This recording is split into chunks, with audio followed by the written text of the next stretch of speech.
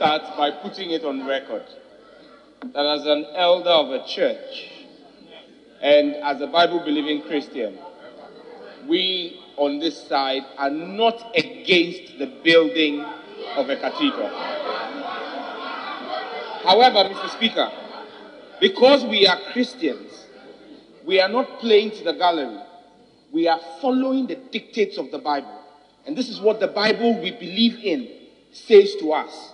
In Luke 14:28-30, is there anyone here planning to build a new house, in this case a cathedral, who doesn't first sit down to figure the cost so you know if you can complete it?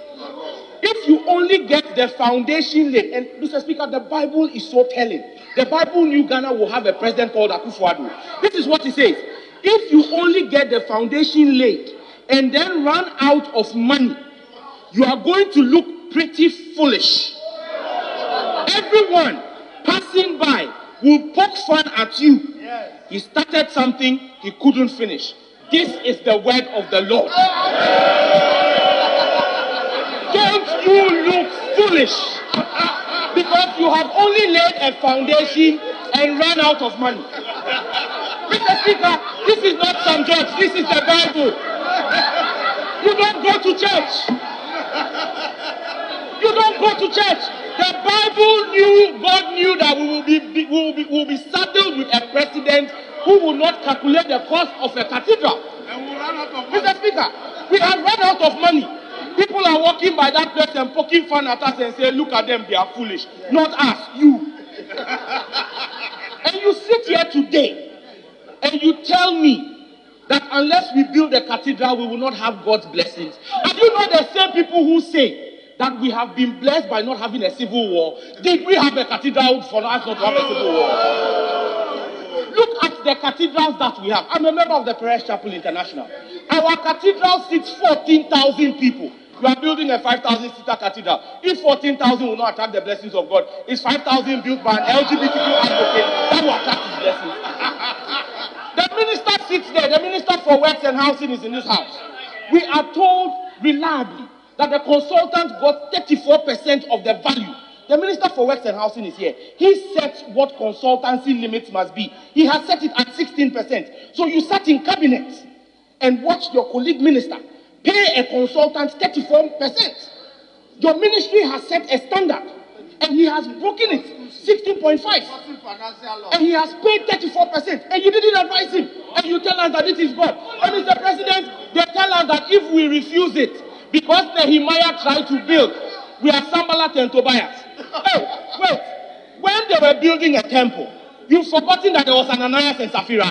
You used the name of God to steal. Stealing in the name of God. That is the sin of Ananias and Sapphira. Honorable member, you have not laid evidence that anybody has stolen. So kindly withdraw that. Kindly withdraw that.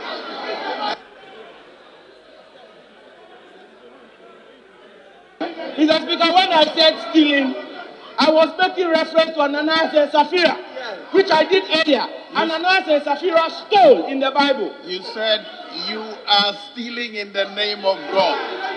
Please, if you make reference to Sapphira, please properly reference it. Mr. Speaker, for the purposes of clarity, Ananias and Sapphira stole money for the church. And if today we are seeing a disparity of 114 million, that is not being accounted for properly. Mr. Speaker, if this is not Ananias and Sapphira, I don't know what it is. But Mr. Speaker, the most important thing for me here is for us to know that we will have... Honorable member, hold on. Yes. The honorable member has referred to me in his response, and I think it's only fair that I correct him. I think that he's misleading the House. Yes. Yes. You made a point that I set the standard for consulting work for architects. But on this case, there is an exception to every rule. Yeah. It would be entirely inaccurate to just state that without stating the exceptions. Thank you, Mr. Speaker.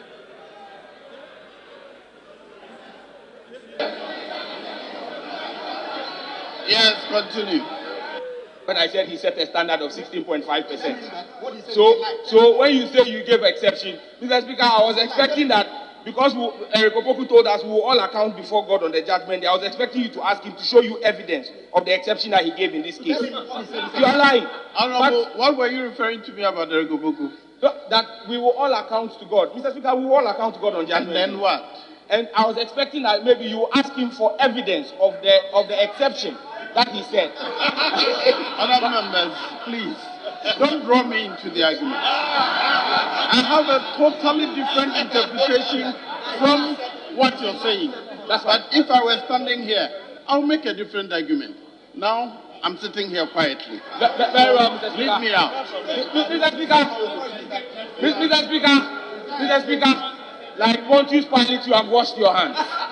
And I'm happy about that. But Mr. Speaker, our friends on the other side remind me of scripture again. Matthew 15:8-9, where the Bible says, these people.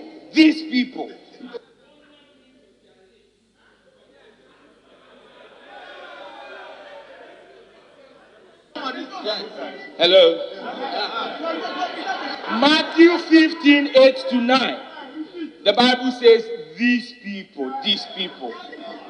They honor me with their lips, but their hearts are far from me.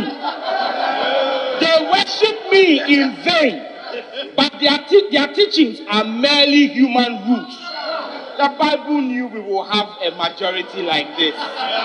Mr. Speaker, I will end here by going back into the Bible.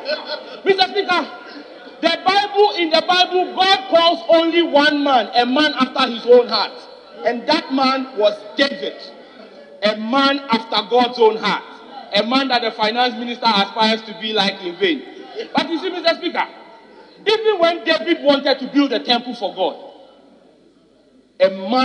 he called a man after his own heart. He said, you have blood on your hands, and for that sake, you cannot build me a temple. So he puts together the materials for the temple for his son. Mr. Speaker, I end by remembering the lost 8 citizens who lost their lives in the 2020 elections. There is blood on their hand. Can we build a temple for God? Thank you very much, Dr.